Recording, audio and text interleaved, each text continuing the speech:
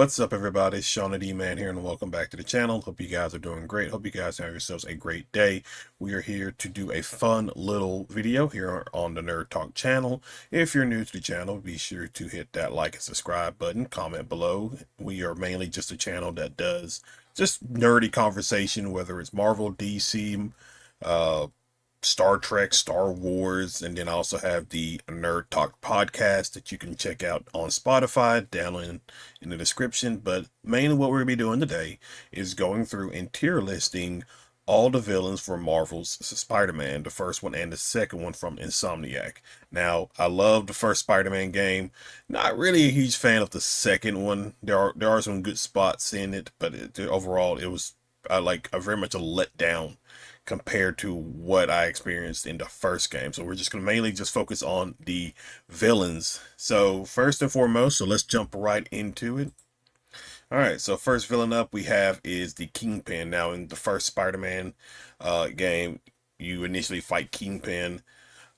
He does have not really a role, but he does make appearances throughout the game. I can't remember if it's the second game as well, but I'm pretty sure it's just the first game. Um, Pretty tough boss battle to, get you started out, to get you learning how to combat and everything works in the game. But honestly, with him, you don't really do much with him, except for a few spots here and there, with some like minor side mission kind of stuff. He's not really all that important. So I think he is. I think for me, he's at least a C tier. Again, you don't really see him all that much, except just minor, you know, circumstances of him making appearances. So next up we have is the Shocker. Now I actually like the Shocker. I hate what they did with him. I really hate what they did with a lot of the villains in the second game. It really pissed me off. But the Shocker in the first game, I like the design of the Shocker. It was kind of a headache just having to like chase him initially throughout the city. The bank fight with him, relatively fun. Um, but other than that, it's just a fun fight, not too complex. To be quite honest, it's also a C tier for me. I had fun with it. I think it's probably like I think it's better than Kingpins, but it's a fun thing with him. Um, Next up we have is Mr. Negative. I'm actually going to put him in the B tier. Everything, obviously, Mr. Negative. Even though he is kind of like the main villain of the game, everything around him, around Martin Lee, is very, intriguing and interesting. Just all these scenarios of where you're chasing him and everything. You're going through these negative verses and stuff like that. The combat with him, it was very challenging at times, but also very fun. And it's just, you know, he is for the most part the main guy. Now in Spider-Man 2, I think he's fine there too. I don't think he's, he goes from a villain to a hero, which I guess you could say he was never really. Well, no, I mean he was a villain in the first one. They gave him a little redemption arc. But I think overall the design of him, the missions that you do with him, or not with him, but you fight against him and everything, I think it's very fun and it's very challenging. So I think he's a B tier villain for me in case of both these games. Silver Sable. To be quite honest, I'm putting her in D, and the reason I'm putting her in D is because you don't really fight her.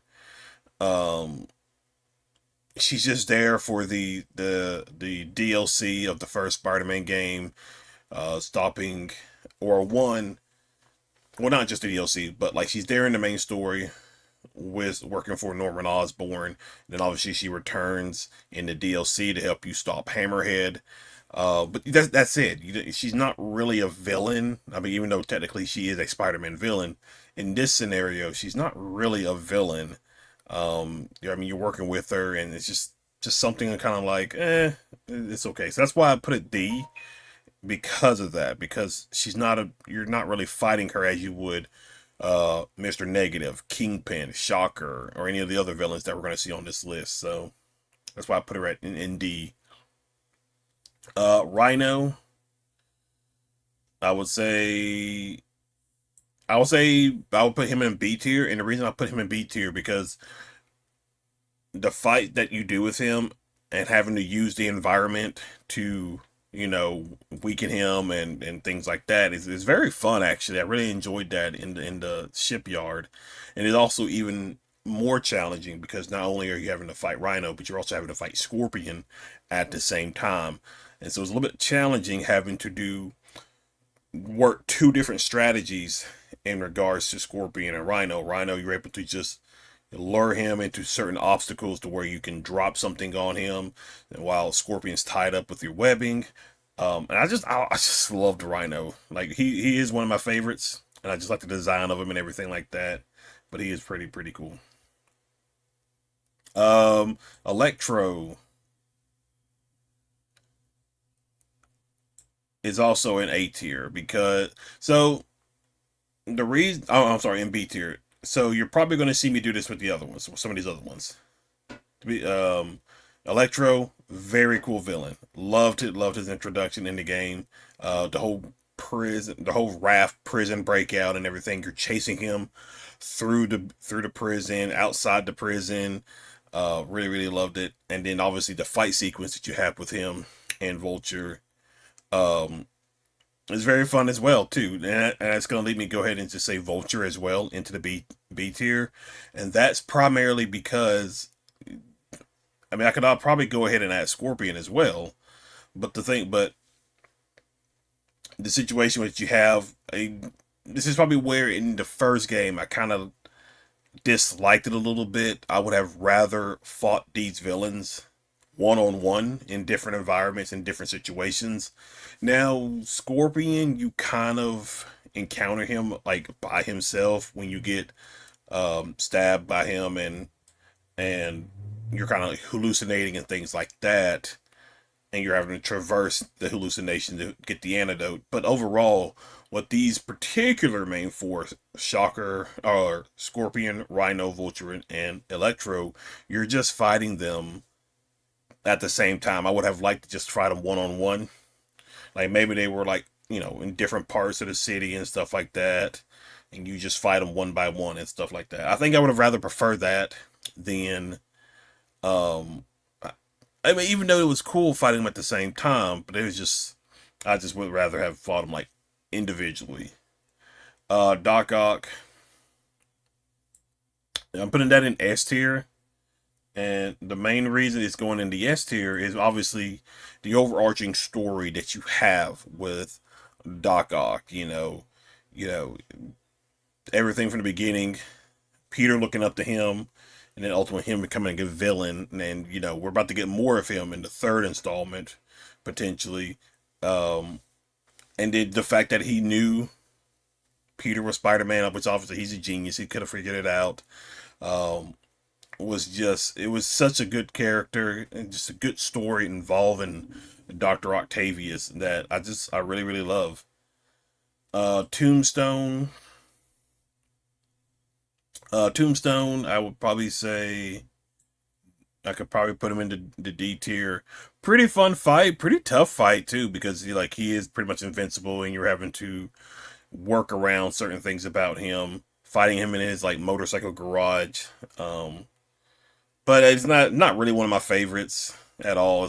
So, but he is a pretty cool character. So I'm not gonna lie. And then obviously you see him in the second game. Obviously another character that you know they're doing a redemption for. He goes from being a villain to being a not a good guy basically. And so it's kind of like Taskmaster. I would say put him in the C tier. Because you know what? Actually, I will take that back. I'm actually gonna put him in the A tier, and the reason is because, like, I found, like, really personally for me, I found myself with this particular fight. I had to kind of be patient with a lot of it because he was obviously he's able to copy your moves, he's able to counter your moves and stuff like that. There was just so much about him. I don't really care too much for the, even though there's a reason for it, and that's ultimately to fight Taskmaster and stuff like that. But I didn't really care for all the uh like side missions you had to do revolving around that. Now, yeah, they gave you tokens to upgrade your equipment or unlock suits and stuff like that, but um yeah, so Taskmaster actually, and I really love the design of this Taskmaster. It looks really, really cool. So for me, it's an A tier villain for me, but also like because of how difficult it is fighting him. At least for me. Now everybody else it could be different, but at least for me, fighting him was tough. So that's why I'll put him in the A tier. Uh, I forgot this one's name. Speedball, I think. That's going in F. Not really much to say about that one. Black Cat. Again, this is going to go into D tier. And the reason it's going into D tier is because you're not fighting her as a villain. You're like in both games involving Black Cat, you're not really fighting her as a villain. You're fighting her as whether she's telling the truth or not as a mother in the first game, and then trying to protect someone she loves in this second game. So everything she's doing is for a reason. She's not doing it out of a malicious intent or anything like that. So that's why I have it like in the D tier again. I mean, I love everything involving Black Cat in actually both of the games, but it's just kind of like not really a villain. I don't know why we listed her as a villain. Hammerhead, put that in the C tier. I actually like the DLC. The DLC was pretty much fun. Hammerhead having to him upgrading himself to like a mechanical suit to go along with fighting a Serial Sable. Pretty fun, not bad at all. So C tier for me. The Tinkerer, D tier. Don't really care too much for the Miles Morales game.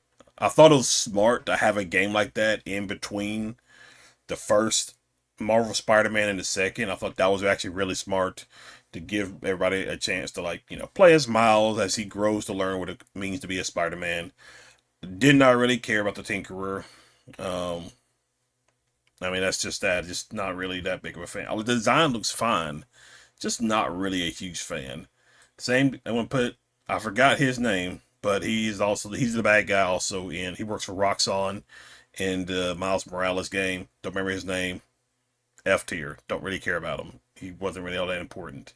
Prowler. Prowler, I'll probably say is more of a C. Uh, you don't, I mean, you do fight him. You do fight him in the game, in the Miles Morales game. Um, I like the design of the suit, looks fine, but overall it was okay. And then obviously you hear about him again in the second game and stuff like that. But overall, Prowler was okay. Sandman, uh, A tier for me. That whole opening sequence with Marvel Spider-Man 2 was just absolutely crazy. The whole fight sequence, like it's just insane. Obviously, there is side missions of where defeating defeating more of Sandman unlocks more of his memory and stuff like that. But I would say it's a great way to kick off the second installment in this game, in this trilogy. So I like the Sandman fight. Craven the Hunter, S tier. S tier character, S tier everything involving with Craven. Now, I what I it, it's the thing of it is, I would have rather this been a main Craven the Hunter game. I felt like they did maybe a little bit too much, and we'll get into that to in a second. But we're strictly revolving around Craven. I the voice actor for Craven sounds so good. Everything about him. I I'm trying to think what else. I'm trying to think what's particular about him that I liked. He was he was tough too. There's the fight. I struggled with him. Like it was like bad. Like you can go over on the gaming channel. I have like the full playthrough of me playing Marvel Spider-Man 2, and I was struggled a good bit with him. It's like after you you have the black symbiote and you go to fight him, and I think it's not really Peter in control, it's the suit, and it's just like a tough fight. Overall, it's a tough fight in general with him, whether you're Venom or Spider-Man. It's a tough fight with him, and again, it's just a great character in this game. Just I the not one of the number not number one. No, I'll probably say it's number one. One of the main issues I have with this game is it killing off its villains, killing off all the iconic villains. You have Craven, who basically had cancer, wasn't really going to survive. I don't know if I still am okay with that idea of him dying off like that, but it's fine. And then obviously Craven is doing basically his last hunt, going to New York, kills Electro, kills Vulture, kills Shocker, kills Scorpion. We don't know about Rhino. Um, and it's just kind of like, eh, like you killed off all these major villains for this game, and I hated that. But that's one of the negatives I've have. Venom, love it, love the design, love the character. Venom has always been one of my favorite Spider-Man villains.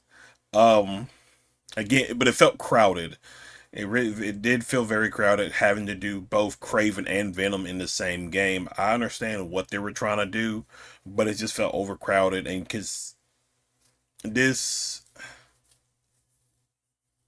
I don't maybe I don't know if the plan was always to do a trilogy, but if it was always a plan to do a trilogy, then it should have. I don't know. I would have cut one. I would have either cut Venom or I would have cut Craven. I don't think you needed to do both. But that's just my opinion. Because then you do this whole, Craven doing his last hunt, and now Venom, basically like Spider-Man Web of Shadows, his symbiotes are spreading across the city, and he's trying to take it over and things like that. So I don't know if you really needed to do all that in this one game because that was a lot to. It was just a lot. Um, Lizard, Lizard. We're gonna say Lizard's also been in one of my favorites. Lizard, we're gonna put that in a B tier of fights for me. Yeah, yeah. B tier's fine. B tier's fine. B tier's fine for me. I love the Lizard. The whole chase sequence with him, very fun. And then you fighting him as Peter as the Black Symbiote, very fun as well. B tier for me. This is Shrike. I think that's the name. The Mary Jane one. C tier. Mainly because I didn't like the Mary Jane design. I think that's mainly part of it. But overall, it's an okay fight. It's just I struggled. There are a lot of these fights where I just struggled for some reason. And there were just moments like this was one I was getting like very much frustrated with. Um, but the Mary Jane as a whole brought the game down a little bit for me, so that's probably why I just drop it to a C tier. Mysterio F. And the reason I'm putting Mysterio as at an F is because again, the same thing I said with like Black Cat and Silver Sable, you're not really fighting Mysterio. Like again, Mysterio is also a villain in this game who is also giving up being a villain.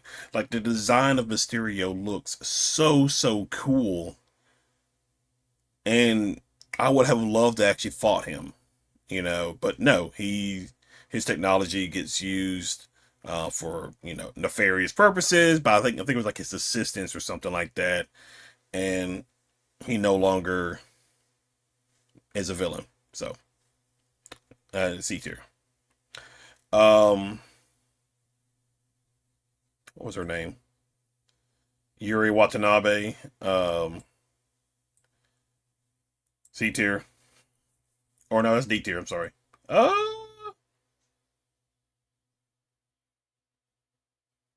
I mean, you do fight her. You do fight her. D tier's fine. D tier's fine. um, Yuri. Again, this is another thing they did. Yuri goes from being a cop. Obviously, we know what happens with the DLC. She goes from being a cop and automatically being a vigilante. And feel like there's much. You probably could have done this.